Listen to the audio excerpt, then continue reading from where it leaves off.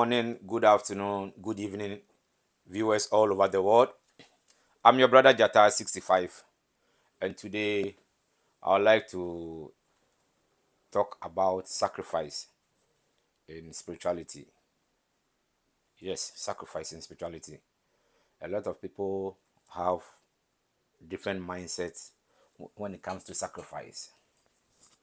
Before everything will work for you, you need to do a sacrifice for a particular deity, depending on your case. Yes, and all sacrifice include animal sacrifice, not human sacrifice. So when you go to any shrine or any babalao and they are requesting for human sacrifice, then you should know you are at the wrong place. Because when you use human as sacrifice, your hand becomes filthy. Your hand becomes filthy.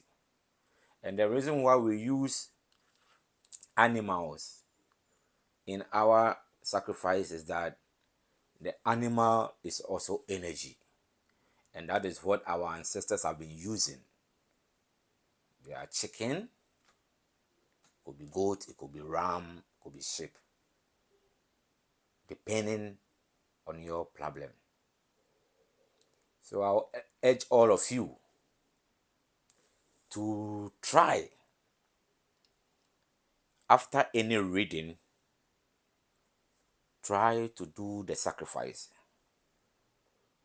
Okay, at times you get panic when they tell you, hey, we are going to do a sacrifice for this deity. So because you think or you've been told that sacrifices are not good, so you don't want to do it. When you don't do it, how can the energy work? So in African spirituality or in African tradition, we use animal for sacrifices, and we use their blood for the sacrifice. And because the blood is energy, it works fast. It works fast. You understand? And also, when you go to a shrine, you visit a babalao, you visit a dibia, you visit a priestess, you visit a priest.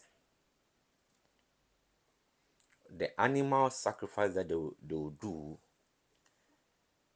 you also need to taste it. So the blood becomes a connection between you, the energy, and the animal. Let me take that again. The blood from the animal becomes a connection between you and the energy and the animal there. So when you promise and you are not able to fulfill it, then the energy will come for you. So when you are desperate, you need a solution, and you go in for such rituals or sacrifices, do not overpromise, because you wanted the thing quick. So you give 2 rams, you give 2 cows. No. Just calm down. Just do a briefing and out for you to organize yourself and tell them, "No, I'll give you a chicken, or I'll give what the energy likes." You understand? Don't rush. Otherwise, you might not be able to fulfill it, and it's going to be a hell to you.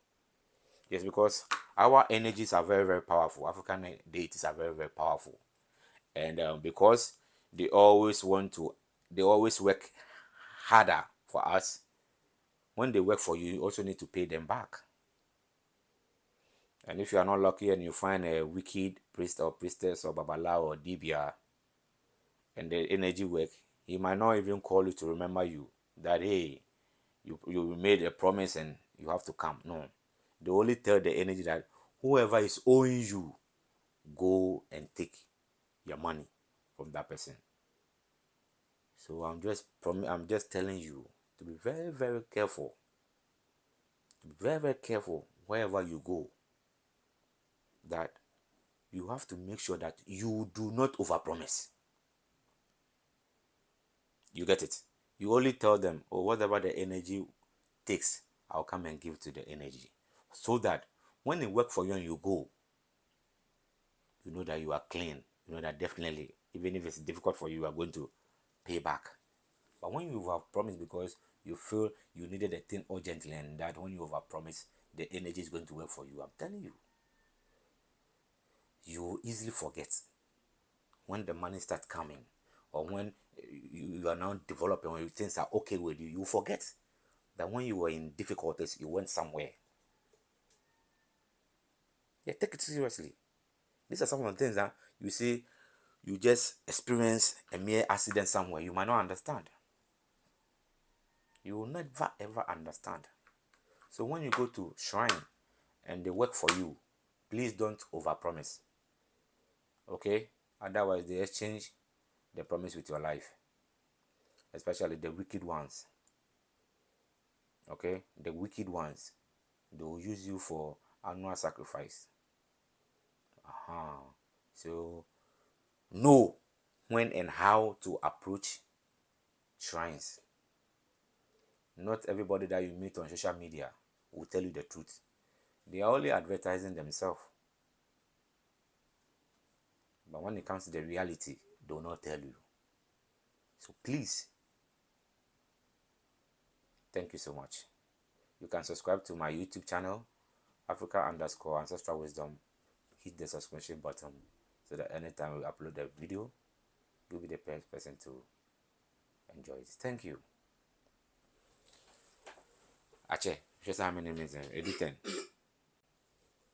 Yeah, so especially to the youth, you have to be very careful of the way you guys rush into spirituality, not because you want to practice it, but because you feel spirituality in one way or the other have to bring you money. You get it? That place, you have to be very, very careful, because you don't know. A friend can come to you and tell you there's a shrine somewhere, blah blah blah, so let's go there. You don't know if that friend of yours has connived with the dibia. And mind you, as human, you should know who you are. So you should know how powerful your soul is. If you don't know, and you go there with your friend, they will change your life. Your friend will just influence you. Come on, let's go and get some. I know some powerful man. When we go there, we'll make money. And because you are lazy and you don't want to work hard, you also follow that friend of yours. I'm telling you, when you go, you are going to lose your life. You are going to die, because they will exchange you with money. So it is good if you are working. You understand? If you are working and things doesn't go right for you and you want to go and do a reading, perfect. But if you have at the back of your mind that I'm going for money rituals, I'm telling you, you're not going to even last long. Because the moment you have that intention of blood money, your soul becomes dirty. Yes, your soul becomes dirty, so you don't think of anything. All you're thinking is how to get the money. So please, let's try to work hard. When you work hard and you're on this journey, you will never lack, because the energies, our ancestors, will never ever fail us.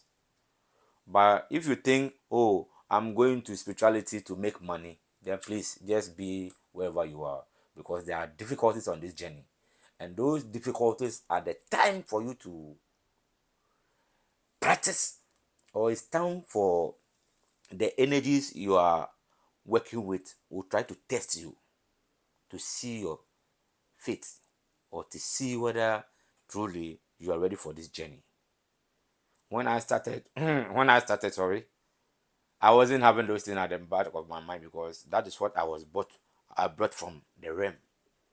It's either to become a high priest or these Christian pastors. You understand? So I am on my journey. I'm not here because of money, but I'm here to also teach somebody who is lost. And a lot of African brothers in the diaspora are lost. You get it? as a young guy, as a young woman, depart from or take away occultism. Try to learn a trade, try to learn technical skill. Then when you ask your ancestors for guidance, that is when they are going to push you. All the fingers are not the same, so you should know what you brought onto this life and stop chasing money here and there. The more you chase money, the less focused you become in life. But at least when you are working, you know that I'm working, but you need strength to work. So when you ask the deities, the energies, they're also going to support you. Because in spirituality, spirit, we are all spirits. And all those deities that you are seeing have been on this journey before. So they are also jealous. You get it? So let's be very, very mindful of the way we want to live we want to lead our life. Yes. Thank you so much.